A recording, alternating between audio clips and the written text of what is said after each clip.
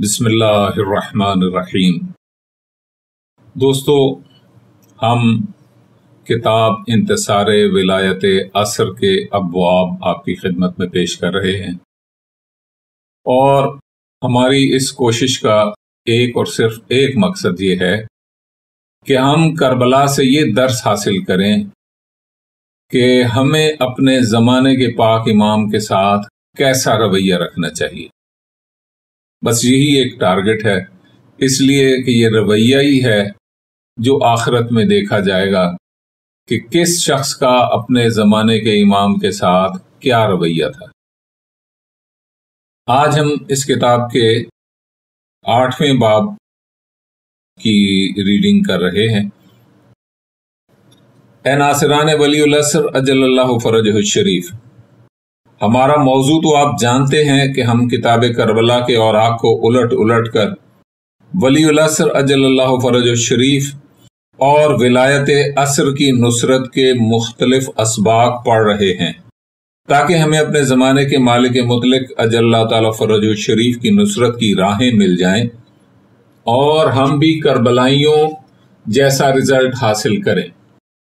دوستو، یہی قانون الہی ہے کہ وہ صرف آئیڈیالوجی عطا فرماتا ہے اور آگے وہ کسی کو مجبور نہیں کرتا، بلکہ وہ فرماتا ہے کہ یہ ہماری آئیڈیالوجی ہے، اگر تم اس پر عمل کرو گے تو اس کے رزلٹ کی ذمہ داری ہماری ہوگی۔ اگر تم کوئی اپنی آئیڈیالوجی اڈاپٹ کرو گے تو اس کے رزلٹ کی ذمہ داری تمہاری ہوگی۔ وہ تو ملکوت کو اور ابلیس جیسے ملعون کو ایک ہی آئیڈیالوجی عطا فرماتا ہے اور عمل کرنے یا نہ کرنے پر مجبور نہیں کرتا۔ جو عمل کرتا ہے اس کا رزلٹ جل جلالہ خود سنبھال لیتا ہے، اور جو عمل نہیں کرتا تو وہ ابلیس بنتا ہے، مگر اس کی اپنی آئیڈیالوجی نے اسے ایسا بنایا ہے، اللہ جل جلالہ نے نہیں بنایا۔ اسی طرح کربلا والوں نے پوری انسانیت کو ایک آئیڈیالوجی دی ہے اور اپنے ولی العصر علیہ الصلوۃ والسلام کی نصرت کر کے نصرت کی ہر راہ کو شاہراہ حق بنا دیا ہے۔ اگر کوئی ان راہوں پر چلتا ہے یا ان کی آئیڈیالوجی کو اپناتا ہے تو اس کا رزلٹ وہی ہوگا جو کہ کربلائیوں کو ملا ہے، یعنی دشمن کا کردار ادا کرے گا،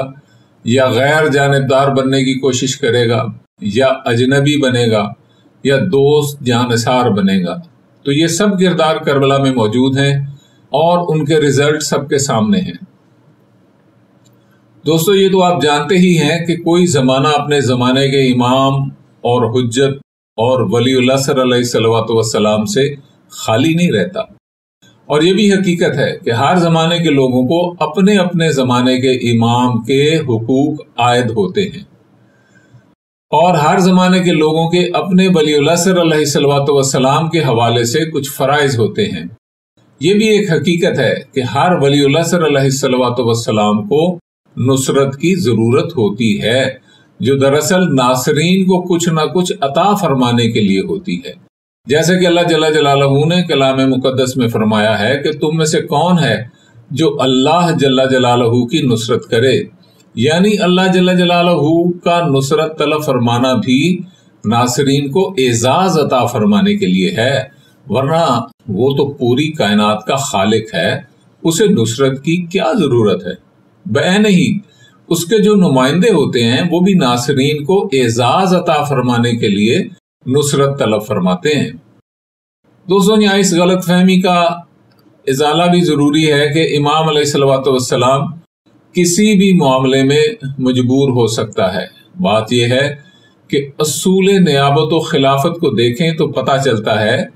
کہ نائب و خلیفہ کئی حوالوں سے ہمیشہ اپنے منیب جیسا ہوتا ہے۔ مثلا کبھی آپ نے دیکھا ہے کہ کسی کالج کا پرنسپل چھٹی پر گیا ہو اور نائب پرنسپل کسی گدھے کو بنا دیا گیا ہو، یا کسی تحصیلدار کا نائب تحصیلدار گدھا ہو۔ فکری اعتبار سے شاید گدھا ہو بھی، مگر نوعی اعتبار سے نائب تحصیلدار گدھا نہیں ہو سکتا۔ اسی لیے اللہ جل جلالہ کا جو نائب اور خلیفہ مطلق ہوگا اسے اس کے نور ہی کا حصہ ہونا لازم ہے۔ اسی لیے تو نور اول نے فرمایا تھا کہ اول ما خلق اللہ نوری اللہ عز و جل نے سب سے پہلے ہمارے نور پاک کو ایجاد فرمایا تھا۔ دوستو، نائب کے لیے یہ بھی ضروری ہوتا ہے کہ وہ اپنے منیب کے سارے اختیارات کا کلی طور پر حامل ہو۔ ایسا نہ ہو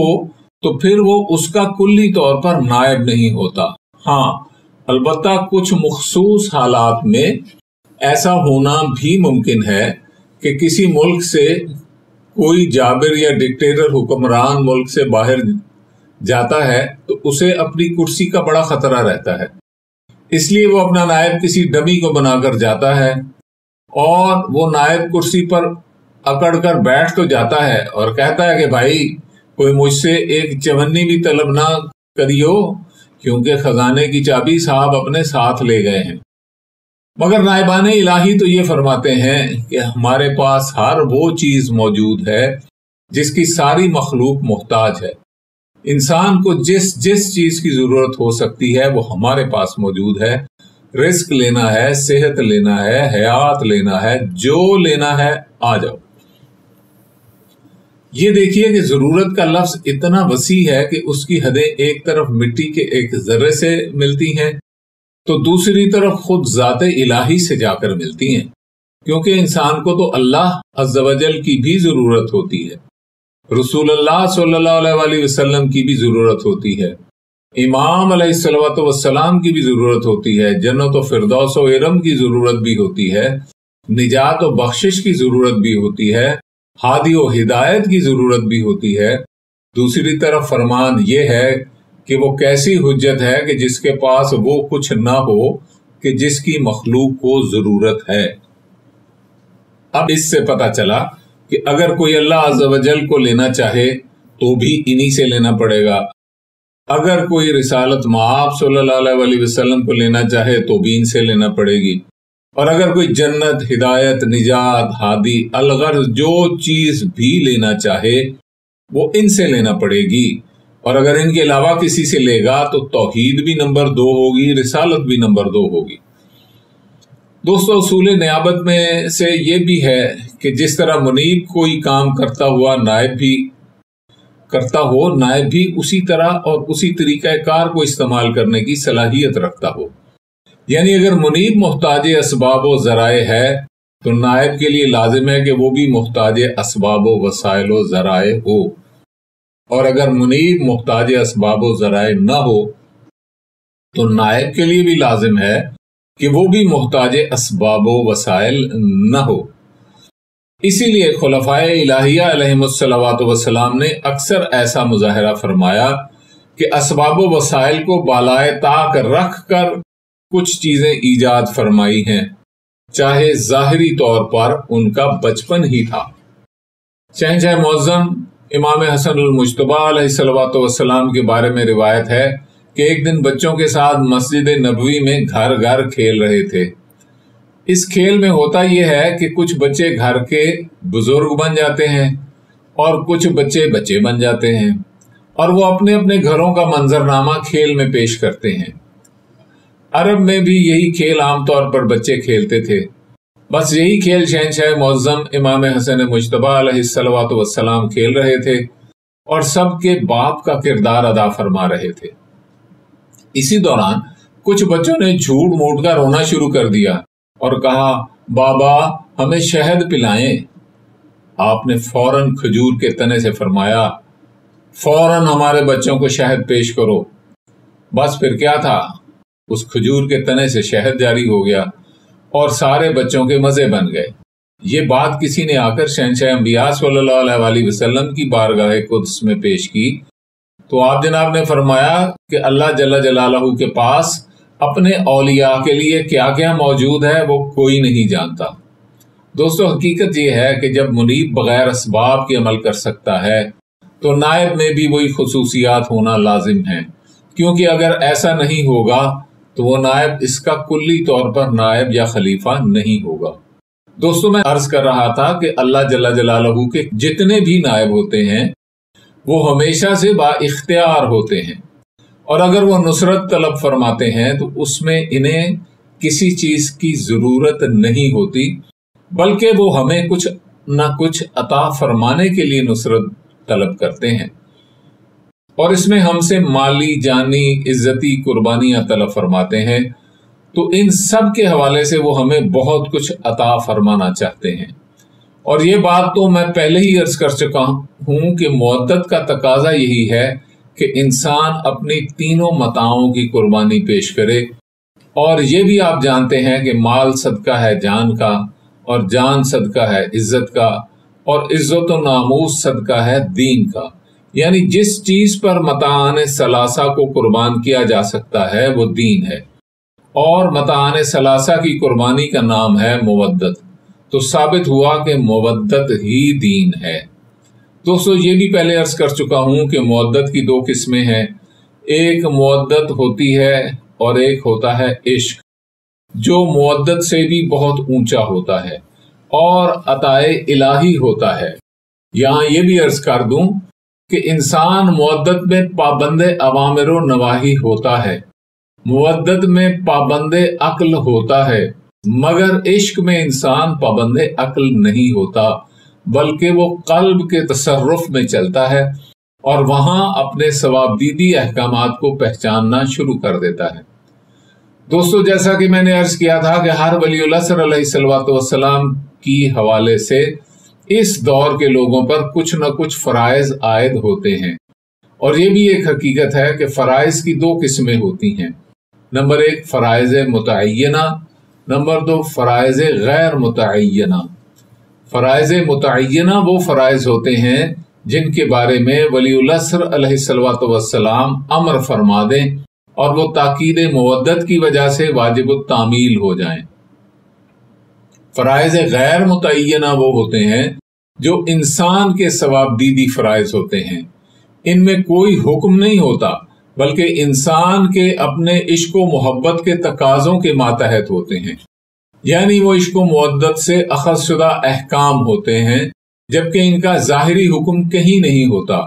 ان ثوابدیدی فرائض کو پہچاننا ہی اصل چیز ہوتا ہے، یعنی اگر انسان کو اشرف المخلوقات کہا گیا ہے تو انہی فرائض کو پہچاننے کی وجہ سے کہا گیا ہے، اور اس کے برعکس کرنے پر ارذل المخلوقات بھی یہی انسان ہی ہوتا ہے۔ اس کا ثبوت یہ ہے کہ مذاہب عالم کی ساری کتابیں چھان ماریں، کہیں تو پتہ چلے گا کہ دنیا کے کسی بھی جانور یعنی کتے اور خنزیر تک میں سے کسی نے بھی جہنم میں نہیں جانا، اور جو ساتوں جہنموں کا ایندھن بنے گا تو یہی ارذل المخلوقات انسان ہی ہوگا۔ ہمیں تو یہ روایات سے ملتا ہے کہ بعض کتے اور گدھے اور ان جیسے جانور جنت میں جائیں گے، مگر کسی جانور کا جہنم میں جانا بیان نہیں ہوا۔ اس سے ثابت ہوا کہ انسان موالید اربعہ میں سے سب سے افضل بھی ہے اور ارذل بھی یہی انسان ہے۔ یعنی انسان اگر ثوابدیدی فرائض کو پہچان لے تو اشرف المخلوقات ہے، اور اگر نہ پہچان سکے تو عام جانور کی طرح ہے، اور اگر اس کے برعکس یعنی ثوابدیدی نافرمانیاں اور معصیتیں دریافت کر کے ان پر عمل کر لے تو بل ہم ازل کا مصداق بن کر اسفل السافلین کا ایندھن بن جاتا ہے اور ارذل المخلوقات بننے کا اعزاز پاتا ہے۔ دوستو اس کائنات میں موجود جتنی بھی مخلوق ہے وہ عطایت محضہ میں مصروف ہے اور ثوابدیدی احکام کو نہیں پہچان سکتے۔ جیسا کہ جمادات کو جب کسی نبی علیہ الصلوۃ والسلام یا امام علیہ الصلوۃ والسلام پر برسنے اور انہیں زخمی کرنے کا امر ہوتا ہے تو وہ نافرمانی نہیں کر سکتے، بلکہ وہ حکم کی تعمیل میں بھرپور کام کرتے ہیں، جبکہ انسان کے سامنے جب یہ کام آتا ہے تو وہ وہاں سوچنے کے پروسیس سے گزرتا ہے، اور اگر وہ نبی یا امام علیہ الصلوۃ والسلام کو نقصان پہنچاتا ہے تو ارذل و اسفل قرار پاتا ہے، اور اگر نصرت کرتا ہے تو افضل و اشرف قرار پاتا ہے۔ لیکن اشرف المخلوقات اس وقت قرار پاتا ہے جب وہ ثوابدیدی احکام کو پہچانتا ہے۔ یہاں یہ سوال پیدا ہوتا ہے کہ وہ ثوابدیدی فرائض کیا ہوتے ہیں اور ان فرائض کو ہم کیسے پہچانیں؟ اس کا جواب یہ ہے کہ عام طور پر یہ تصور دیا جاتا ہے کہ جو کچھ خود ائمہ ہدا علیہم الصلوۃ والسلام نے ہمیں فرمایا ہے وہی ہمارے فرائض میں داخل ہے، جبکہ ایسا نہیں ہے، بلکہ کچھ فرائض ایسے ہوتے ہیں کہ جو بحیثیت عبد و غلام و محب کے ہمیں خود اخذ کرنے ہوتے ہیں۔ جیسا کہ ہم جانتے ہیں کہ کوئی بھی شریف انسان کسی سے یہ نہیں کہتا کہ جب میں آؤں تو کھڑے ہو جانا، یا میری اس طرح تعظیم کرنا، یا کوئی بھی بڑا بزرگ اپنے عزیزوں سے یہ نہیں کہتا کہ تم مجھے جھک کر ملا کرو، میری عزت کیا کرو، کیونکہ یہ باتیں خود ان کی شان کے منافی ہوتی ہیں، بلکہ وہ احترام کرنے والوں کو بوجہ انکساری اپنی تعظیم سے روکتا بھی ہے۔ جیسا کہ ہم شرفاء کو دیکھتے ہیں کہ جب کوئی ان کی تعظیم کو اٹھتا ہے تو وہ کہتے ہیں جناب آپ زحمت نہ کریں، آپ تشریف رکھیں، آپ مجھے گناہگار نہ کریں۔ وہ جھوٹ موٹ میں یہ نہیں کہہ رہے ہوتے، بلکہ وہ تہہ دل سے کہہ رہے ہوتے ہیں کہ ہماری تعظیم نہ کرو، ہم اس قابل نہیں ہیں۔ اسی طرح خاندان پاک علیہم الصلوۃ والسلام کے مقدس افراد بھی اپنی تعظیم و احترام کا درس نہیں دیتے، اور نہ ہی فرماتے ہیں کہ ہمارے قدموں پر جھکا کرو، بلکہ اپنی تعظیم کرنے والوں کو بوجہ انکسار اپنی تعظیم کرنے سے منع تک فرماتے ہیں۔ یہ علیحدہ بات ہے کہ قرآن کریم میں خالق کائنات عز و جل نے ان کے احترام کا حکم فرمایا ہے۔ اگر فرمان نہ بھی ہوتا تو بحیثیت عبد اور غلام کے ہمارا فریضہ وہ ہے جو ہماری ابدیت کا تقاضا ہے، جو محبت اور غلامی کا تقاضا ہے۔ اس لیے ہمارے کچھ فرائض ایسے بھی ہوتے ہیں جو ہمیں فرامین معصومین علیہم الصلوۃ والسلام سے نہیں ملتے، بلکہ وہ ہماری ابدیت اور غلامی نے خود دریافت کرنا ہوتے ہیں۔ دوستو، یہ بات تو ہماری سمجھ میں آ گئی کہ بعض فرائض اور حقوق ایسے ہوتے ہیں جو ہمیں خود دریافت کرنا ہوتے ہیں، مگر یہاں یہ سوال پیدا ہوتا ہے کہ ایسے غیر مذکورہ فرائض کو ہم کیسے پہچانیں گے، کیونکہ ہمارا شعور ناقص ہے، عقل غیر مکمل ہے، فکر کوتاہ ہے۔ اس کا جواب یہ ہے کہ ہمیں یہی بات کربلا کے درس جاوید میں بتائی گئی ہے کہ ایسے غیر متذکرہ فرائض کو ہم کیسے پہچانیں، اور یہی وہ دین ہے جو حقیقی دین ہے۔ اور اس کا طریقہ یہ ہے کہ ہمیں واقعہ کربلا میں موجود جتنے کردار ہیں ان کا جائزہ لینا چاہیے، اور دیکھنا چاہیے کہ اس واقعے میں ہماری ترجمانی کرتا ہوا کون سا کردار ہے۔ جب ہم اس کردار کا جائزہ لیں گے تو پتہ چلے گا کہ ہماری پوزیشن سے مناسبت رکھتے ہوئے دو کردار ہیں جو کربلا میں موجود ہیں۔ پہلا کردار مثبت ہوگا جو دوست کا ہوگا، اور دوسرا کردار منفی ہوگا جو دشمن کا ہوگا۔ دوستو، یہ بھی ایک حقیقت ہے کہ کچھ معصیتیں بھی فرائض کی طرح ثواب دیدی ہوتی ہیں۔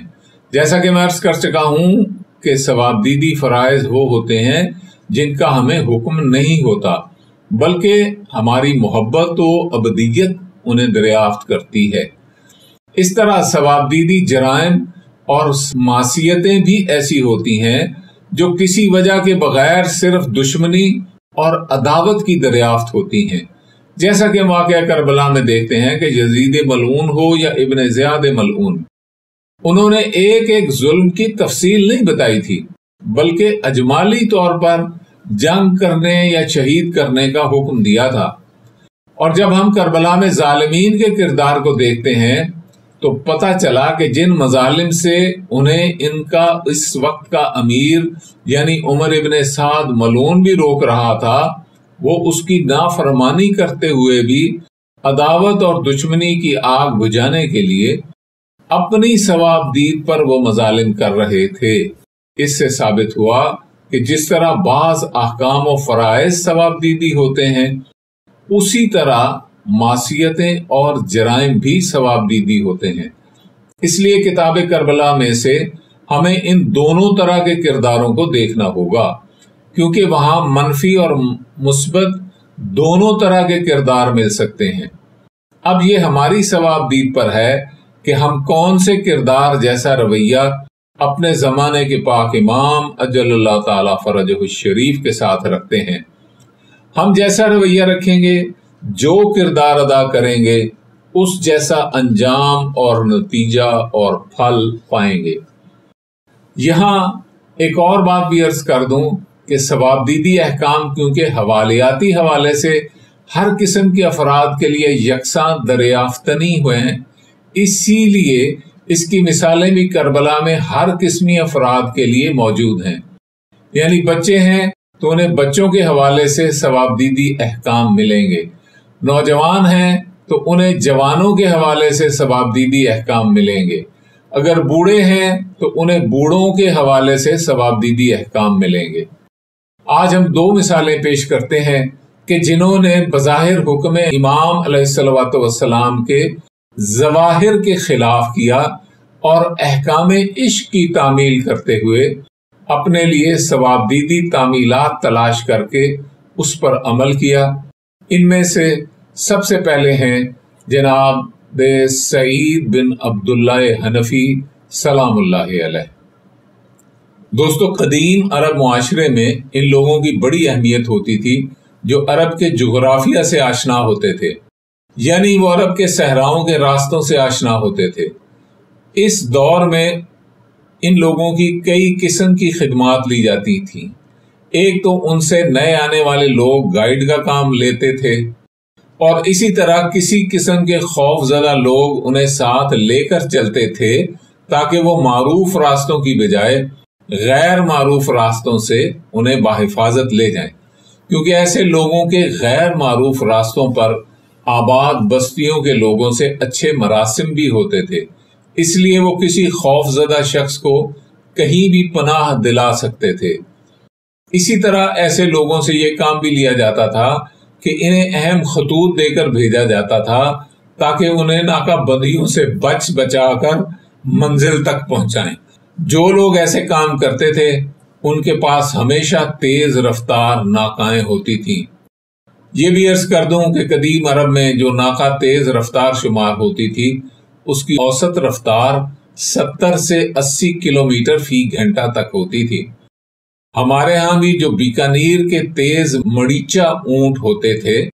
جو ہم نے بھی دیکھے ہیں بلکہ ان پر سواری بھی کی ہے، ان کی رفتار کا اندازہ اس بات سے لگائیں کہ عام طور پر لوگ شغلاً انہیں ریل گاڑی کے ساتھ دوڑاتے تھے، جیسا کہ لیا سے جمن شاہ کا جو راستہ ہے اس میں ریل گاڑی کی پٹڑی اور سڑک ساتھ ساتھ چلتی ہیں، اس لیے اکثر لوگ اپنے مڑیچے اونٹوں کو ریل کے مقابلے میں دوڑاتے تھے، اور ریل بھی لیا سے جمن شاہ 10 منٹ میں پہنچتی تھی اور مڑیچا اونٹ بھی 10 منٹ میں پہنچتا تھا، اور یہ فاصلہ 10 کلومیٹر کا ہے۔ ویسے تو گھوڑا بھی 80 کلومیٹر فی گھنٹہ تک دوڑ سکتا ہے، مگر وہ یہ رفتار زیادہ فاصلے تک قائم نہیں رکھ سکتا، جبکہ اونٹ یہ رفتار 60 کلومیٹر تک قائم رکھ سکتا ہے۔ بزرگوں سے سنا ہے کہ بعض اونٹ 40-50 میل تک تو سرپٹ دوڑتے تھے، اور اس کے بعد جا کر وہ اپنی ایک رفتار قائم کرتے تھے جو 40-50 میل فی گھنٹہ ہوتی تھی۔ عربوں میں ایک ریکارڈ تھا کہ ایک شخص نے کوفہ سے بصرہ کا فاصلہ اپنے اونٹ پر 1 دن رات میں طے کیا تھا، اور کوفہ سے بصرے کا فاصلہ 680 کلومیٹر کا ہے، اور یہ ریکارڈ پھر کوئی نہیں توڑ سکا، کیونکہ اتنے لمبے فاصلے تک اونٹ کا کم و بیش 30 کلومیٹر فی گھنٹہ کے قریب اپنی رفتار کو قائم رکھنا ناممکنات میں سے ہے۔ تو دوستوں، میں عرض کر رہا تھا کہ جو لوگ عرب کے جغرافیہ اور اس کے خفیہ راستوں سے واقف ہوتے تھے وہ لوگ بڑے اہم مانے جاتے تھے، اور اس دور میں کوفہ میں جو شخصیت ایسے کاموں کے لیے مشہور تھی وہ تھے جناب سعید بن عبداللہ حنفی سلام اللہ علیہ۔ یہ جناب سعید بن عبداللہ حنفی علیہ السلام امیر کائنات علیہ السلام کے مشہور شیعوں میں سے تھے۔ واقعہ کربلا کے وقت یہ بالکل جوان تھے، یعنی ابھی 30 سال کی عمر کو نہیں پہنچے تھے۔ انہوں نے مولا امیر کائنات علیہ السلام کے زمانہ حکومت کو شاید بچپن میں دیکھا ہو، کیونکہ ان جناب کا وصال اللہ 40 ہجری میں ہو گیا تھا۔ یہ جناب سعید بن عبداللہ سلام اللہ علیہ اپنے زمانے کے بہادر، طاقتور اور مرد میدان جوانوں میں شمار ہوتے تھے۔ اور بچپن ہی سے عبادت کی طرف طبیعت مائل تھی، اور اس دور میں شیعوں کی پہچان ہی عبادت ہوتی تھی۔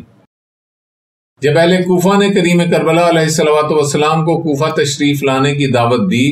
تو اس دوران بہت سے قاصد دوڑتے تھے۔ ان میں سے جو قاصد اشراف کوفہ کی طرف سے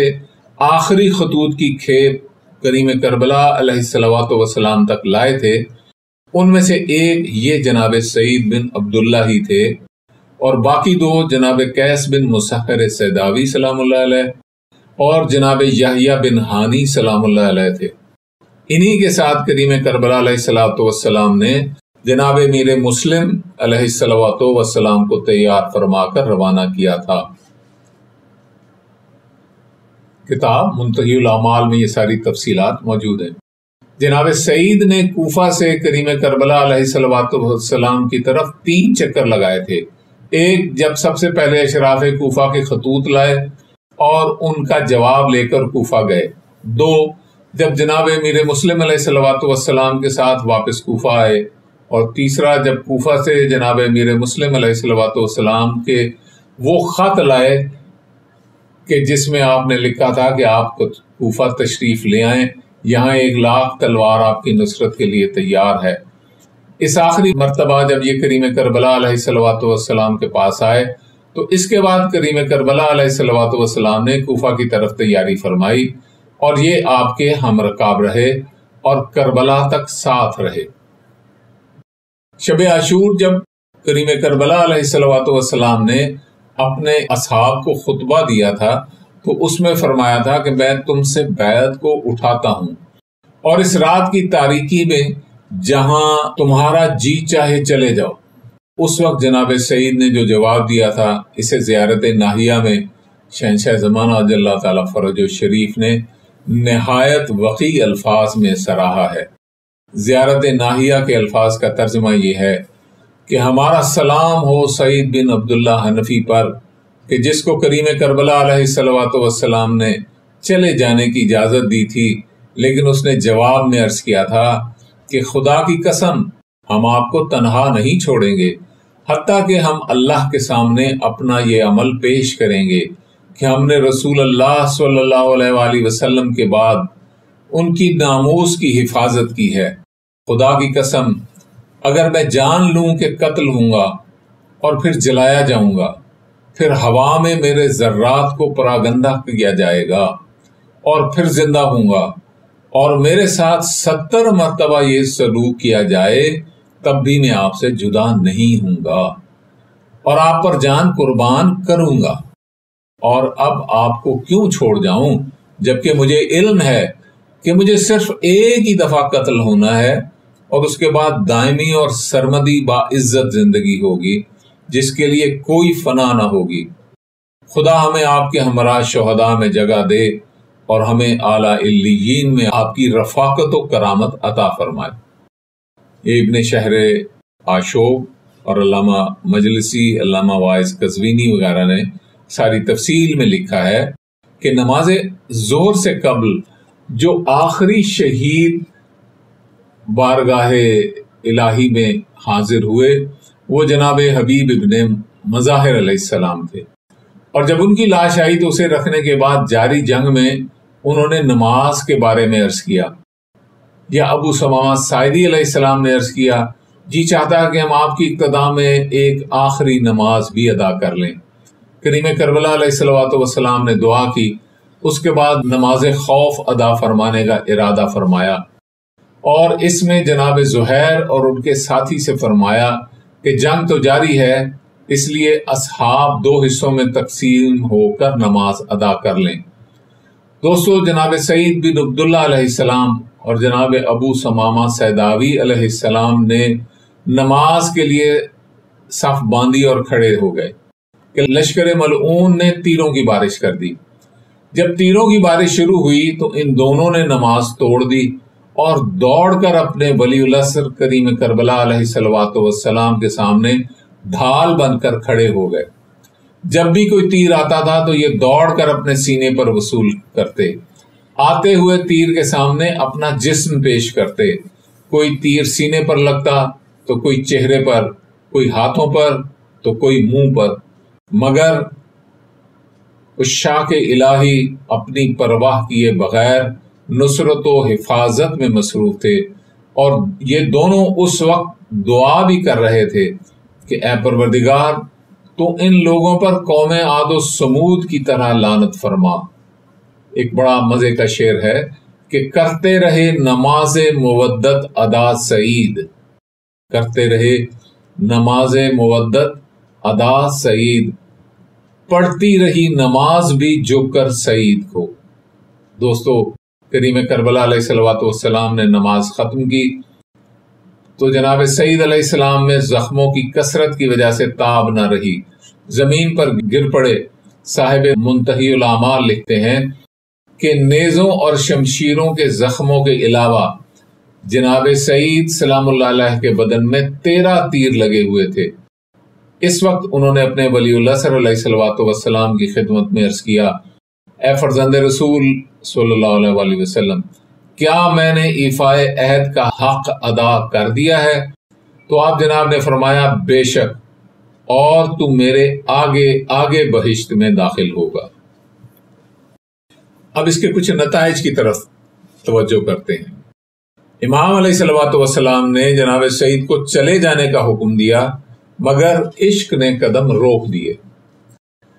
شریعت نے نماز کی طرف رہنمائی کی، مگر عشق نے نماز عشق پر لگا دیا، کیونکہ ولی العصر علیہ الصلوۃ والسلام کی حفاظت سے بڑھ کر کوئی نماز ہوتی ہی نہیں۔ تیسرا نتیجہ یہ بھی نکلتا ہے کہ شریعت کہتی ہے جان بچانا فرض ہے اور اپنے آپ کو ہلاکت میں مت ڈالو۔ عشق نے کہا کہ جان کی بازی لگا کر سینہ سپر ہو جاؤ۔ انہوں نے باقی اصحاب کی طرح نماز ادا نہیں کی، بلکہ عشق کا کہنا مان کر آتے ہوئے تیروں، تلواروں اور نیزوں کے سامنے اپنا سینہ رکھ دیا۔ اسی طرح کی دوسری شخصیت انتہائی معروف شخصیت ہیں، یعنی جناب عابس بن شبیب شاکری الکوفی سلام اللہ علیہ۔ یہ تو سارے لوگ جانتے ہیں کہ بنی شاکر کا پورا قبیلہ ولایہ آل اطہار صلوات اللہ علیہ مجمعین میں سرشار تھا، اور مولا میر کائنات علیہ الصلوۃ والسلام نے بروز صفین اسی کے لیے فرمایا تھا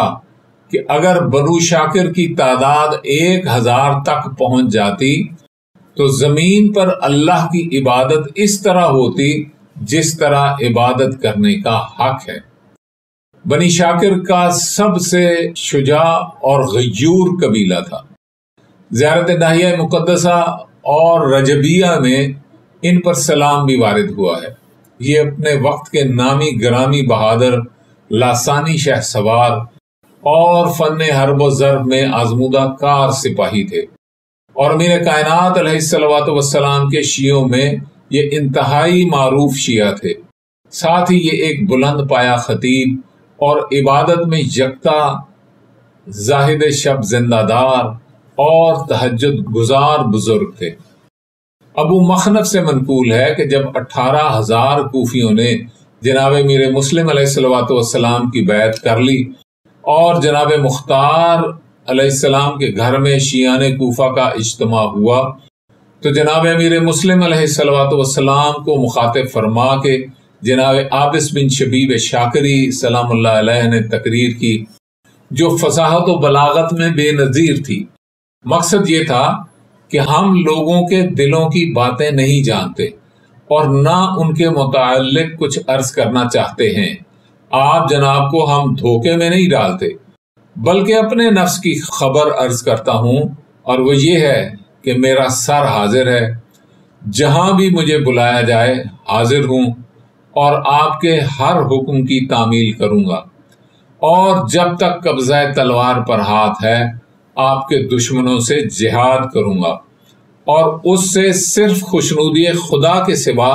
اور کچھ بھی ہماری غرض نہیں۔ اس کے بعد جناب حبیب ابن مظاہر علیہ السلام نے اٹھ کر جناب عابس علیہ السلام کی تائید کی۔ پس حضرت مسلم علیہ الصلوۃ والسلام نے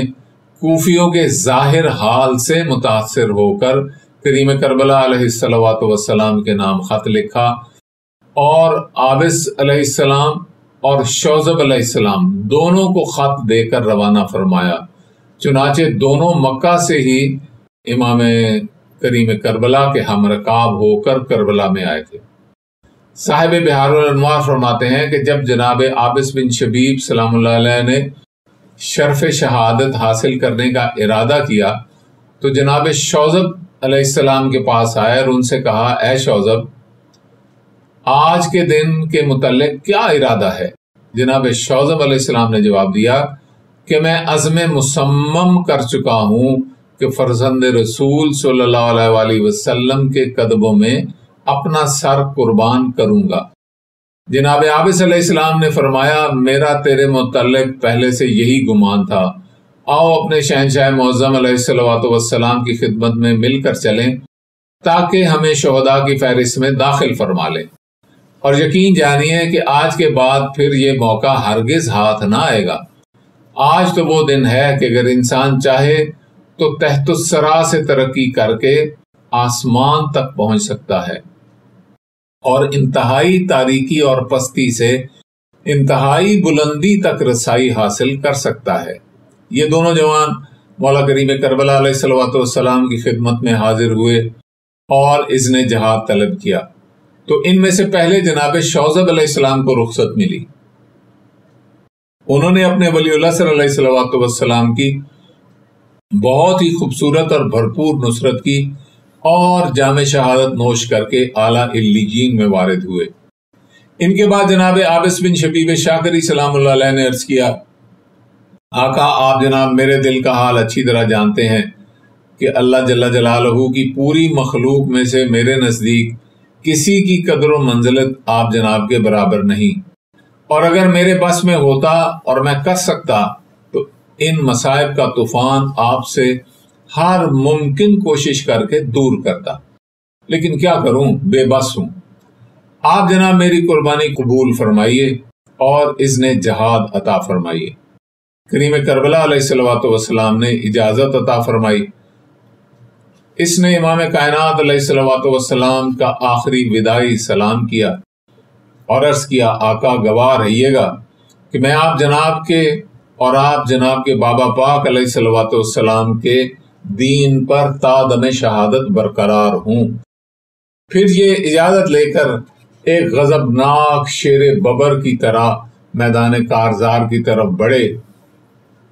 اور میدان میں آ کر آواز دی، حل من مبارز، کوئی ہے جو میرے مقابلے میں آئے؟ ربی بن تمیم جو فوج اشکیا سے تھا کہتا ہے، میں عابس علیہ السلام کو پہچانتا تھا اور اس کی شجاعت کو آزما چکا تھا، اور بڑے بڑے خطرناک اور سنگین مقامات پر خصوصاً جنگ صفین میں عابس علیہ السلام کو میں نے دیکھا تھا۔ پس عابس للکارتا ہوا میدان میں نکلا تو میں نے قوم کو پکار کر کہا، ایھا الناس ھذا اسد الاسود، لوگو یہ شخص شیروں کا شیر عابس بن شبیب ہے، تم میں سے جو بھی جنگ میں اس کے مقابلے میں آئے گا مجال نہیں کہ بچ کر جائے۔ دوستو، ربی بن تمیم بیان کرتا ہے کہ جب لشکریوں نے میری آواز سنی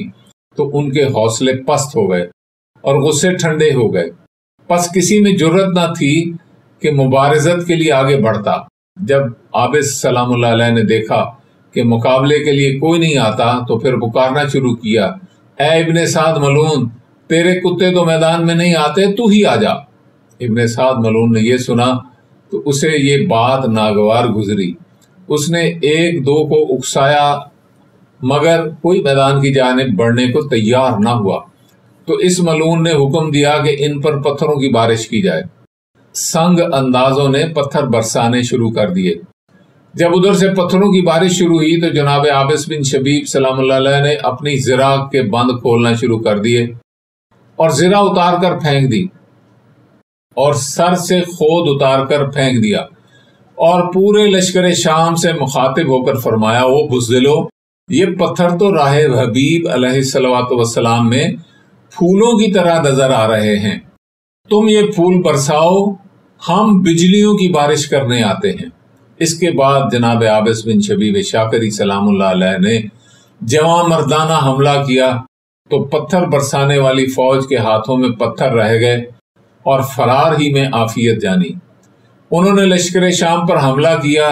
تو کسی کو ٹھہرنے کا یارہ نہ تھا، اور وہ اس کے سامنے اس طرح بھاگ رہے تھے جیسے ببر شیر کے سامنے لومڑیوں کا غول پس مارتا ہوا بھاگتا ہے۔ جناب عابس بن شبیب شاکری سلام اللہ علیہ میدان کے ایک سرے سے دوسرے سرے تک جولان لگا رہے تھے۔ ربیع بن تمیم بیان کرتا ہے کہ اللہ کی قسم میں دیکھ رہا تھا کہ کریم کربلا علیہ الصلوۃ والسلام کا یہ شیر جس طرف رخ کرتا تھا 200 آدمیوں کو پچھاڑتا ہوا آگے چلا جاتا تھا، آخر پتھروں اور نیزوں کے زخموں سے چور ہو کر زمین کو زینت بخشی۔ ایک ملوم نے آگے بڑھ کر ان کا سر جسم سے جدا کر دیا۔ راوی کہتا ہے کہ بہادروں کی ایک جماعت جناب عابس بن شبیب شاکری علیہ السلام کے سر کو ایک دوسرے سے لینے کی کوشش کرتی رہی، اور ہر ملوم یہ کہتا تھا کہ انہیں میں نے شہید کیا ہے تاکہ انعام کا استحقاق ثابت ہو۔ لیکن جب عمر ابن سعد ملوم کے پاس یہ جھگڑا پہنچا تو اس نے کہا تم سب بکواس کرتے ہو، تم میں سے کس کی جرأت ہے کہ کریم کربلا علیہ الصلوۃ والسلام کے عابس علیہ السلام کو تنہا قتل کر سکے؟ یہ کیوں نہیں کہتے کہ سب اس قتل میں شریک تھے؟ اس واقعے کے نتائج: امام علیہ الصلوۃ والسلام نے جنگ کی اجازت عطا فرمائی تھی، یہ نہیں فرمایا تھا کہ زرہ اور خود اٹھا کر جنگ کرنی ہے، مگر انہوں نے عشق کے ماتحت سارے کام انجام دیے اور اپنی کسی قربانی کو طوعاً یا کرہن پیش نہیں کیا، بلکہ اپنی ہر قربانی پر مالک کے احسان مند تھے۔ دوستو، عشق رعایت پسند نہیں ہوتا۔ رعایتوں اور سہولتوں کو تلاش کرنا ثابت کرتا ہے کہ عشق میں کہیں نہ کہیں خامی ہے یا انسان نفس پرور ہے۔ اگر انسان کسی مشقت سے جان چراتا ہے تو ثابت ہوتا ہے کہ یہ اپنے نفس سے محبت کرتا ہے۔ انسان اگر آسان راستوں کو چنتا ہے تو اس کی فطرت میں کہیں نہ کہیں عیاشی کی لت یا آرام طلبی کی عادت ضرور پوشیدہ ہوتی ہے۔ انسان میدان نصرت میں جتنا زیادہ مشکل پسند ہوگا اس کا عشق اتنا زیادہ مضبوط ہوگا، اور اگر سہولت پرست ہوگا تو مودت کے ماتحت ہوگا، عشق سے اس کا دور کا تعلق بھی نہیں ہوگا۔ ان جوانوں نے ہمیں یہ درس دیا ہے کہ جب عشق کا راستہ اختیار کرو گے تو تم ایک خاص تشریح کے دائرے میں آ جاؤ گے جو تشریح عام سے مختلف ہوگی، اور وہی وہ تشریح ہے جس پر عمل عاشقوں کے سوا کوئی نہیں کر سکتا۔ ان عشاق ازل نے ہمیں اپنے ولی العصر اجل اللہ تعالی فرجہ شریف کے ساتھ عشق کرنے کا درس دیا ہے، اور آنے والی نسلوں کے سامنے پریکٹیکل مظاہرہ فرمایا ہے۔ آئیے ہم دعا کریں کہ ان عشاق ازل کی قربانیوں کا ثمرہ جلدی سے حاصل ہو جائے، اور ہمارے شہنشاہ زمانہ اجل اللہ تعالی فرجہ شریف کا ظہور مسعود جلد از جلد ہو، اور خلاق ازل جل جلالہ سارے مومنین اور عزاداروں اور ماتمداروں، فقراء اور عرفاء کو ان کی نصرت کی سعادت سے سرفراز فرمائے۔ آمین آمین یا رب العالمین۔ الحمدللہ و شکرا لصاحب الزمان اجل اللہ تعالی فرجہ الشریف۔